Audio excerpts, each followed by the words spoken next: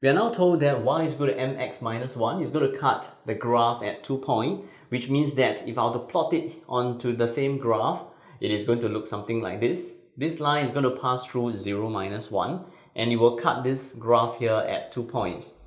And m, being the gradient, gives us a clue of what is that range of values of m is, because in order for this line to cut this graph here at 2 points, that means the line must actually lie in between two lines. I'm going to show you what that two lines are. One of the line is going to be something like this. Okay, it has to always pass through this point. So one of the line is going to look something like this.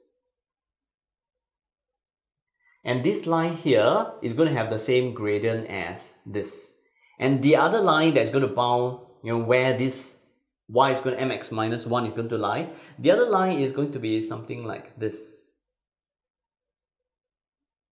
So as long as this line is within this region here, this line is going to cut this graph at 2 points, which means that I just need to find the equation of these two dotted line.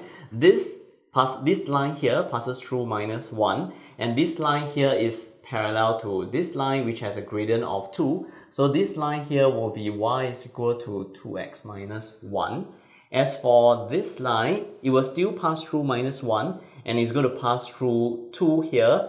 So the gradient of this line is going to be rise over run. So here is 1, here is 2. So the gradient is half. So half x minus 1. And m, being the gradient, tells us that m must be between 2 and half. That is why, from observation, for this part of the question, I'm going to just state that m is going to be between 1 over 2 and 2.